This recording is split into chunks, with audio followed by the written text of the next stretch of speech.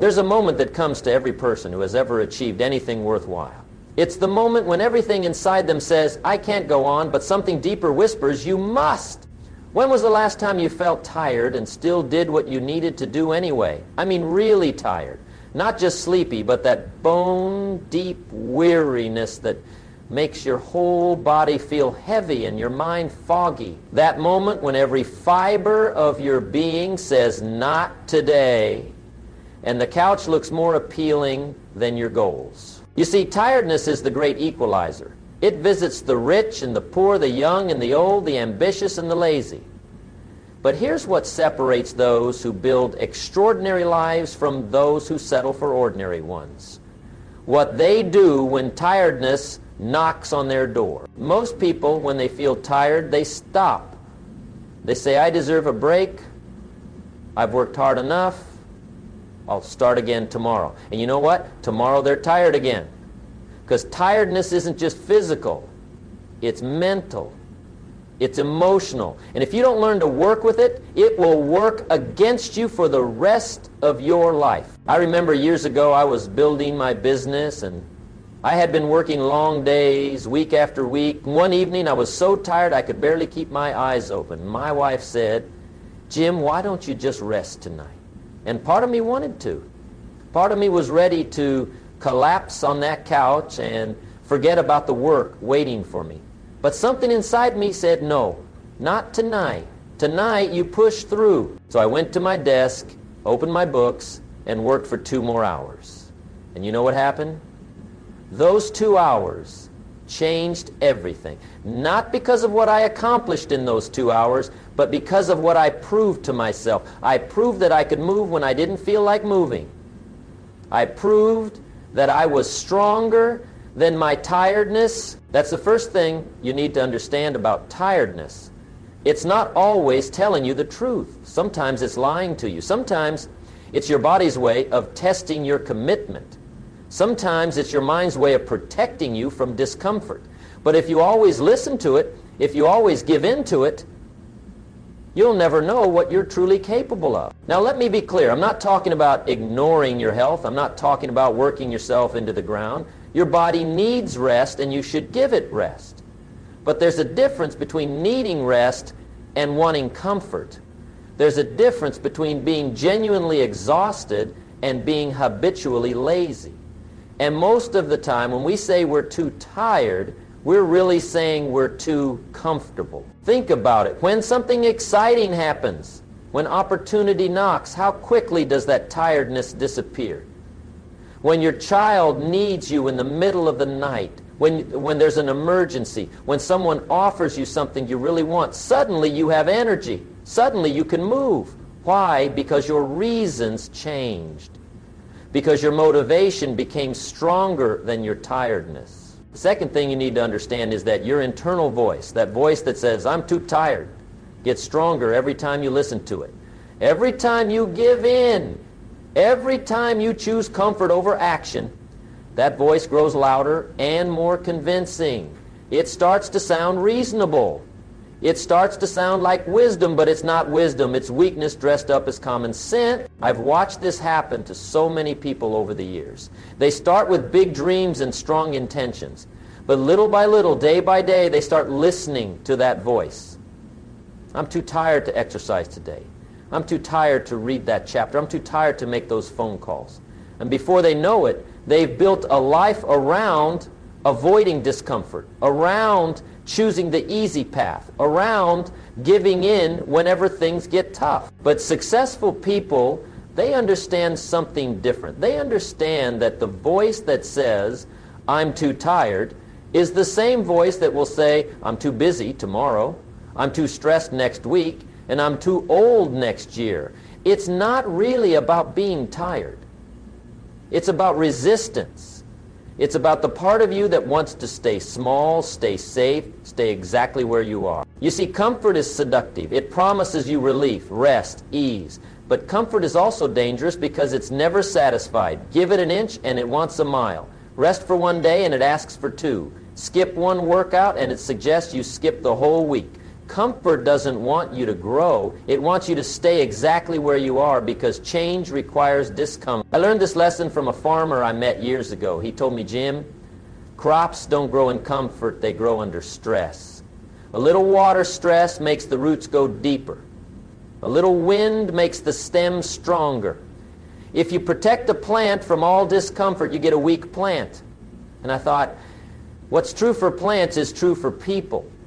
We don't grow in comfort. We grow when we push through discomfort. Now, here's where most people get it wrong. They think successful people don't get tired. They think wealthy people, fit people, accomplished people somehow have more energy than everyone else. That's not true. They get tired too. The difference is they've learned to separate how they feel from what they do. They've learned that feelings are temporary, but actions create permanent results. I remember reading about a famous writer who said he never waited for inspiration to write. He said, I write when I'm inspired and I write when I'm not inspired. Because if I only wrote when I felt like it, I'd write about 3 days a year. The same is true for any area of life. If you only act when you feel energetic, you'll act about 3 days a year. The third thing you need to understand is the cost of giving in. And I don't just mean the obvious cost, like missed opportunities or delayed goals. I'm talking about the hidden costs, the cost to your character, your self-respect, your confidence in your own word. Every time you tell yourself you're going to do something and then don't do it because you're tired, you're teaching yourself that your word doesn't mean much. You're teaching yourself that you can't be counted on, even by yourself. And if you can't count on yourself, who else will count on you? I've seen people destroy their self-confidence one broken promise at a time. Not promises to other people, but promises to themselves. I'll start my diet on Monday. Monday comes, they're tired, so they start Tuesday. Tuesday comes, they had a long day, so they'll start next week. Before long, they stop making promises to themselves altogether because they know they won't keep them, but it goes deeper than that. When you consistently choose comfort over action, you're training your mind to be weak. You're teaching your willpower to be unreliable. You're building habits of giving up, habits of taking the easy way out, habits of being ordinary. Here's something most people don't realize. Your brain is always watching what you do. It's taking notes. It's building a file on who you really are based on your actions, not your intentions. When you say you'll do something and then don't do it because you're tired, your brain writes it down. This person doesn't follow through when things get uncomfortable. When you choose the couch over the gym, your brain writes it down. This person chooses easy over hard. When you pick entertainment over education, your brain writes it down. This person values pleasure over progress. And after enough entries in that file, your brain stops believing you when you say you want to change. It stops expecting great things from you. It starts to see you as someone who talks a good game but doesn't deliver when it matters. That's why so many people struggle with self-doubt. It's not because they lack ability. It's because they've trained their own mind to see them as unreliable. I knew a woman who wanted to write a book. She talked about it for years. She had the ideas, the passion, the story to tell.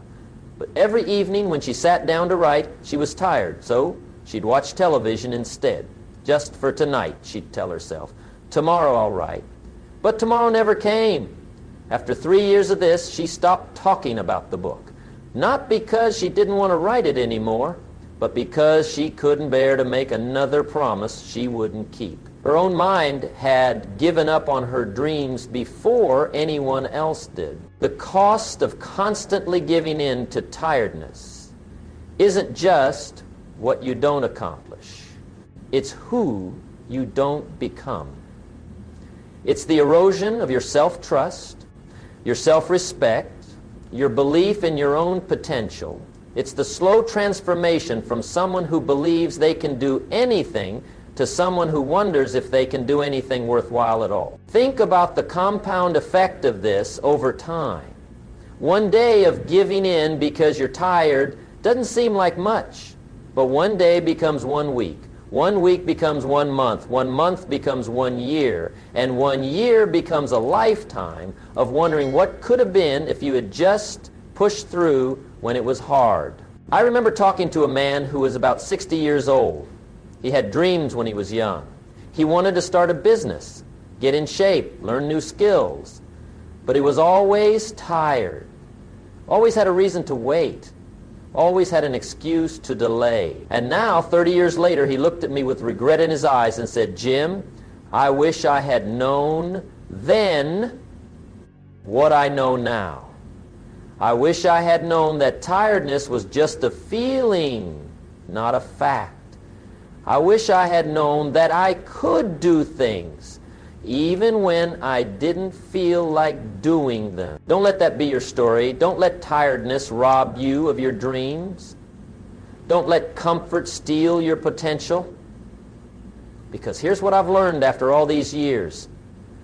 The pain of discipline weighs ounces, but the pain of regret weighs tons. Now let me give you some practical strategies for moving when you feel tired. Because knowing why you should do something isn't enough. You need to know how to do it. First, start with 5 minutes. When you feel too tired to exercise, commit to 5 minutes. When you feel too tired to read, commit to 5 minutes. When you feel too tired to work on your project, commit to 5 minutes. Why 5 minutes? Because 5 minutes isn't overwhelming. Your tired mind can handle 5 minutes. But here's what happens. Once you start, momentum kicks in.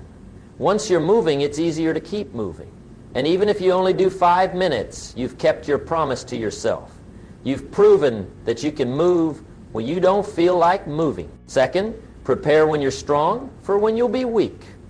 Don't wait until you're tired to decide what to do. Decide when you're energetic and motivated. Write down your plan. Set up your environment. Make it as easy as possible to do the right thing when you don't feel like doing anything. I learned this from athletes. They don't decide whether to train based on how they feel that morning. They have a schedule. And they follow the schedule regardless of how they feel. The decision is already made. The only question is execution. Here's a strategy that changed my life. I call it the no decision decision. You make the decision once when you're clear-headed and motivated, and then you never make it again. You decide you're going to exercise every morning at 6. You don't wake up at 6 and decide whether you feel like exercising. The decision was already made. You just execute. This works because decision-making requires energy. And when you're tired, you don't have energy to waste on decisions. You have just enough energy to follow a plan that's already been made. So make your important decisions when you're at your best, and then follow them when you're at your worst. Third, use what I call the 2-minute rule. If something takes less than 2 minutes, do it immediately. Don't think about it. Don't negotiate with yourself. Don't wait until you feel like it. Just do it. Why? Because most of the things we put off aren't big things. They're small things that pile up and create overwhelm. By handling small things immediately, you free up mental space for the big thing. Fourth, use the buddy system. Find someone who will hold you accountable. Tell them your goals, your plans, your commitments. When you're tired and want to quit, they'll remind you why you started. They'll help you push through when your own motivation fails. But choose your accountability partner carefully. Don't pick someone who will let you off the hook. Don't pick someone who will say, "Oh, you had a hard day. It's okay to skip today." Pick someone who cares more about your dreams than your comfort. Pick someone who will push you when you need pushing and support you when you need support. Fifth, remember your reasons. Write down why your goals matter to you. Not just what you want to achieve, but why you want to achieve it. What will it mean for your family, your future, your sense of self? When you're tired, read those reasons. Let them fuel you when your energy tank is empty. I keep a list of my reasons in my wallet. Not my goals, my reasons, because goals are what you want, reasons are why you want them, and why is always stronger than what. When I'm tired and tempted to quit, I read that list. I remember why I started. I remember who depends on me. I remember what's at stake. And suddenly I'm not too tired anymore. Sixth, celebrate small wins. Every time you push through tiredness, acknowledge it. Pat yourself on the back. Say, I did it. I moved when I didn't feel like moving. Why? Because you're building a new identity. You're becoming the kind of person who doesn't let feelings dictate actions. You're becoming reliable, disciplined, unstoppable. But here's the most important strategy of all. Understand that this is about more than just getting things done. This is about who you're becoming. Every time you force yourself to move when you feel tired, you're building character. You're building mental toughness. You're building the kind of strength that will serve you for the rest of your life. Think about the people you admire most. I guarantee they've all learned this lesson. They've all had moments when they were tired, discouraged, ready to quit.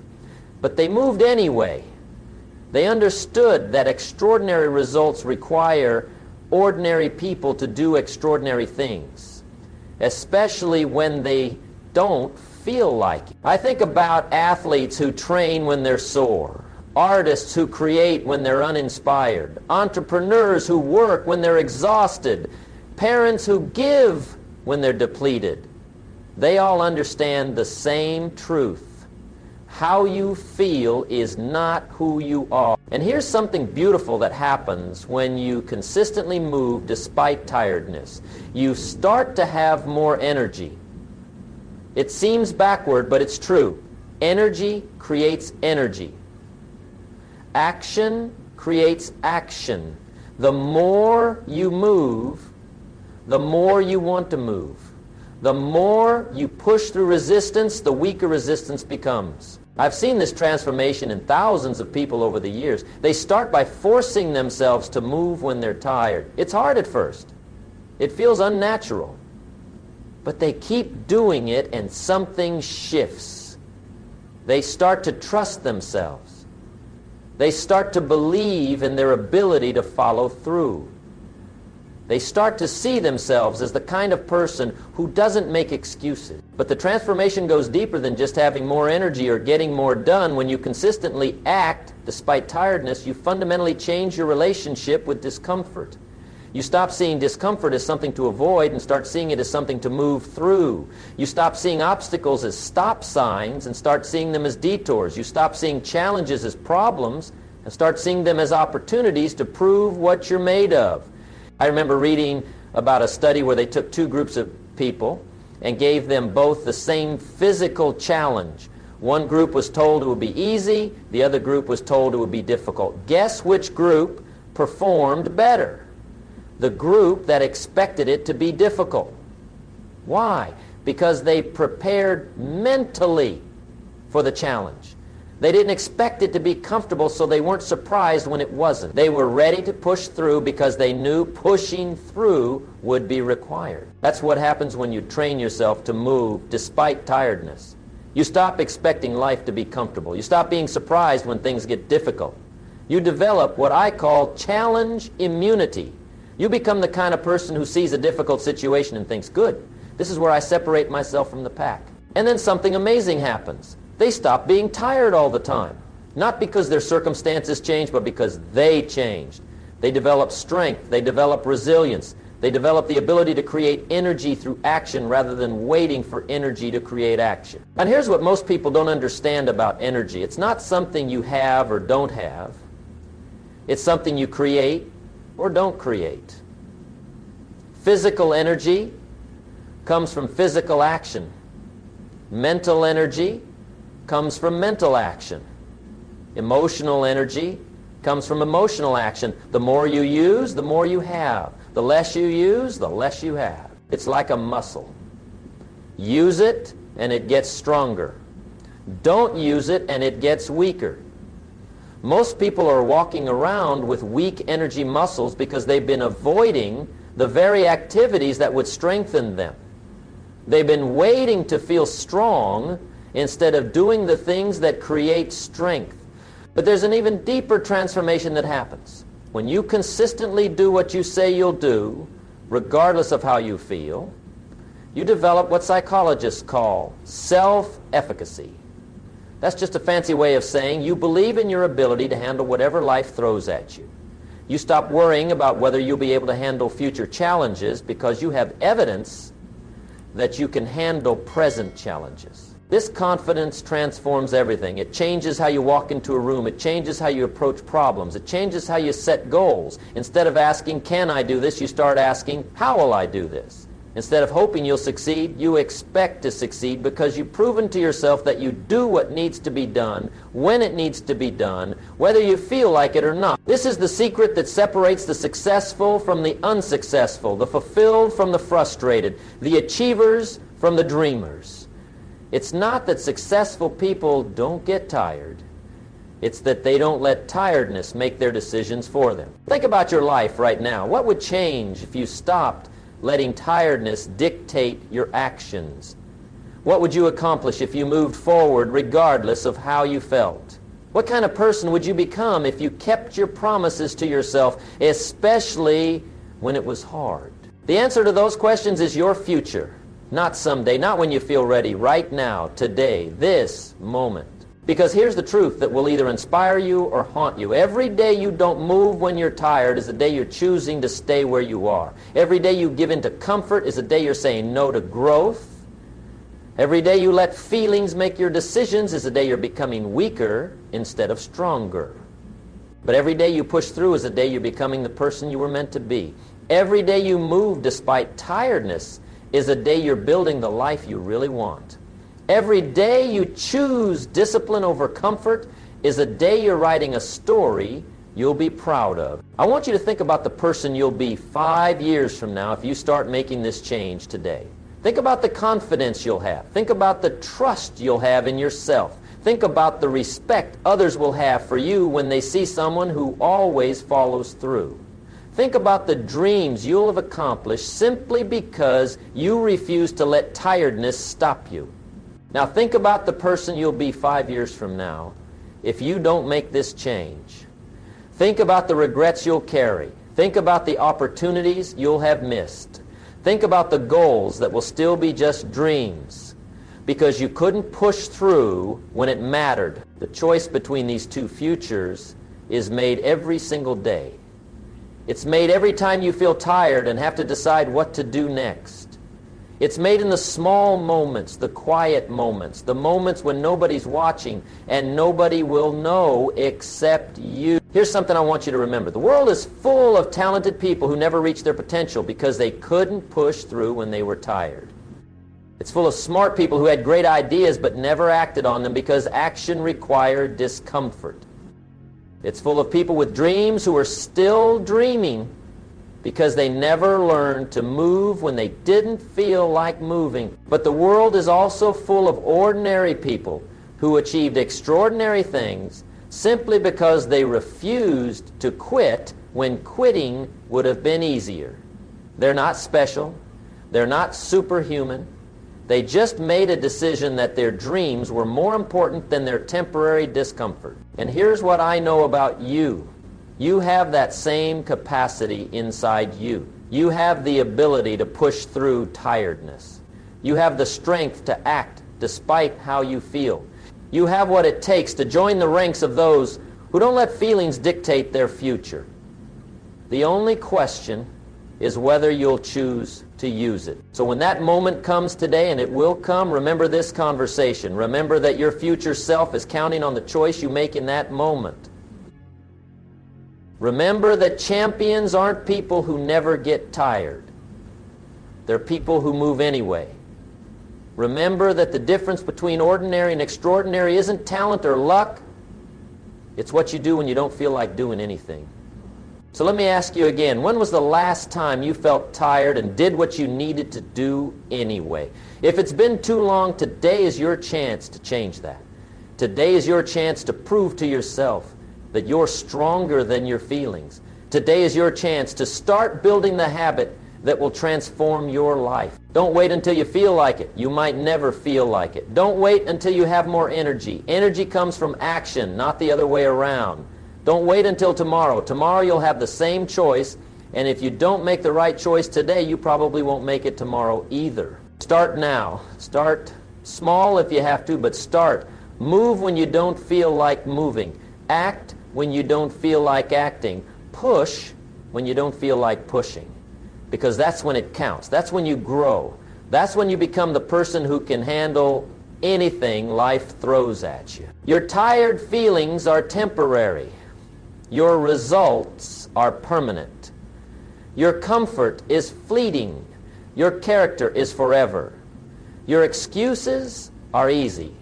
Your achievements are earned. The choice is yours. Will you let tiredness control your life, or will you control your tiredness? Will you be ruled by how you feel, or will you rule over how you feel?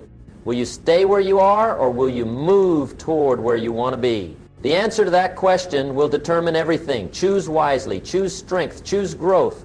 Choose to move when you feel tired. Your future self is counting on it.